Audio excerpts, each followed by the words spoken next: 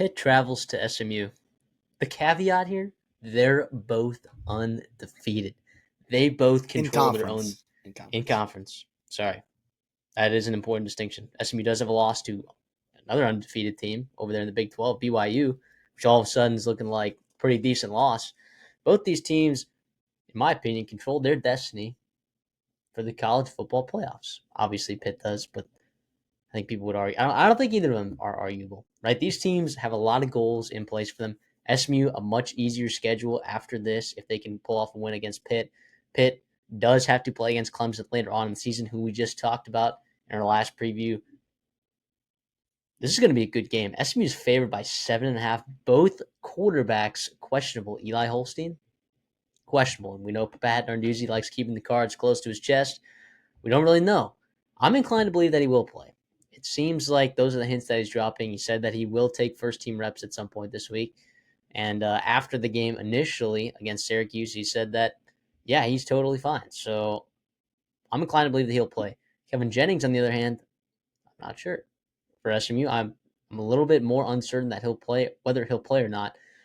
I happen to believe that both these quarterbacks will play. It'll just be kind of, hey, what level are these quarterbacks going to be at? But also, if Kevin Jennings goes down, you know that they have a reliable guy in Preston Stone who has started plenty of games for SMU. So, not super concerned about the quarterback situation on either side, to be honest. CD, what are you looking at for these games? Yeah, it's going to be really interesting. Outside the quarterback position, SMU is battling injuries too. RJ Maryland, star tight end, they've been dealing without him, right? And we saw it last week in terms of, a close win.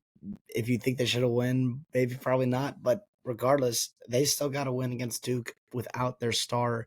He would be a really nice piece to have here. It sounds like Jake Bailey is potentially returning as well, their wide receiver.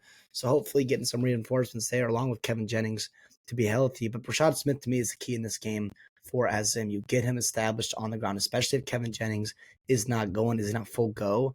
But he would be a guy that you can lean on and really get after this Pitt defense because we saw them last week really take advantage. First of all, stop the run with the Quinn Allen at Syracuse, and then also take advantage of some, poorly thrown balls and interceptions, pick sixes last week against Syracuse. So if you can establish a run and keep yourself ahead of the chains, keep Kevin Jennings upright, and take a little bit off his burden, a little off his shoulder, that would be really, really nice for you.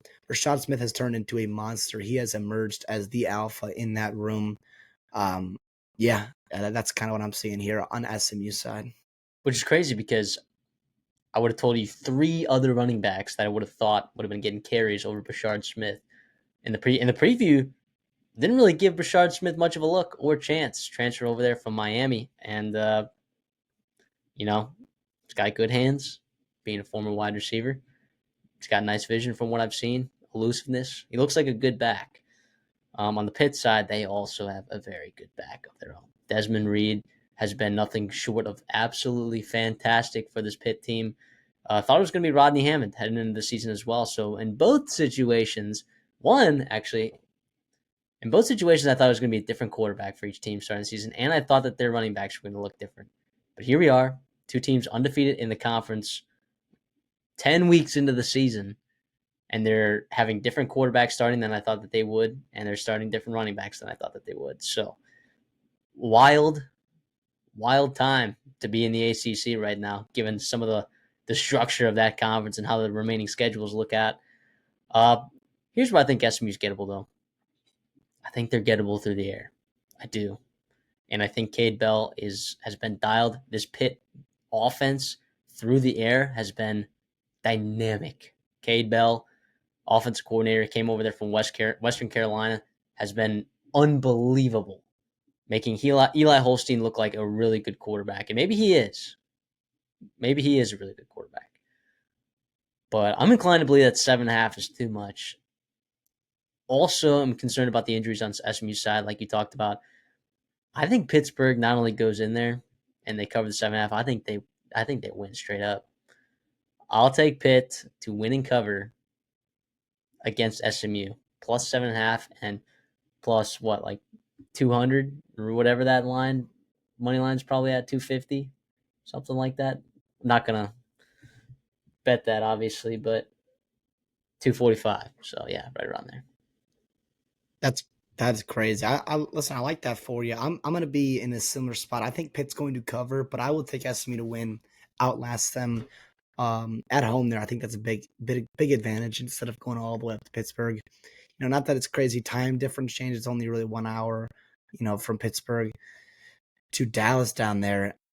But again, it's still a pretty long flight. It's not an easy one there. And man, oh man, oh man. I don't know. I just think Pitt, they've impressed me the past couple weeks, and it's not how you think it would be. Like early in the season, it was Eli Holstein come from behind, throwing the ball well. He was doing a lot for their offense, for their team in general. Past couple weeks, their defense has really settled in. And I think against a group of underrated offenses, as Syracuse and Common Core has put up a lot of numbers in the ACC so far and out of conference, similar to Cal, even though Cal's not winning a ton in conference. I think Mendoza and that offense can be pretty dynamic. Just ask Miami just how explosive they were a couple weeks ago. It will be harder than last week, though. You were gifted, not gifted, but you got 21 points off of pick sixes. Just boom, boom, boom. That's not going to happen this week. I trust SMU. I trust Kevin Jennings, right? And right, lastly, if Kevin Jennings is playing, but even if it's not, like you said, Preston Stone's very capable backup.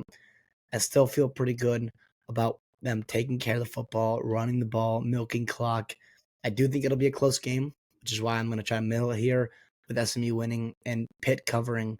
But wow, this is a big time game. I don't know how many people had this game circled in early November as a marquee game in the Atlantic Coast Conference. And the winner, right, you mentioned controls their own destiny in college football playoffs. I like to think they do. I really do. No idea what the committee's going to say.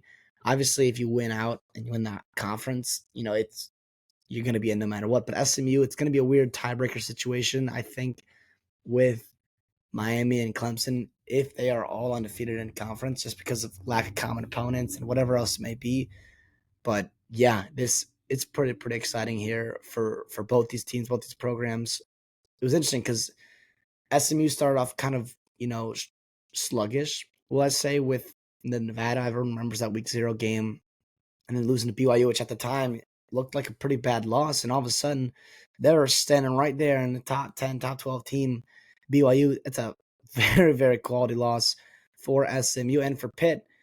Remember back in early September, they were down to Cincinnati, and they had to come back and win that football game. They were down against West Virginia. They had to come back and win that football game. And all of a sudden, they've parlayed that into just big-time momentum and continue to win football games in the ACC.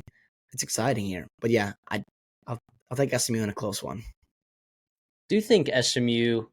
I was trying to do the math. I think right now, I guess you're right. Technically, SMU doesn't control their own destiny, but pretty sure that they have the tiebreaker over Miami. Believe it or not, it'll depend on. I think it'll depend on happens. Like what happens these next couple weeks, who beats who in the ACC.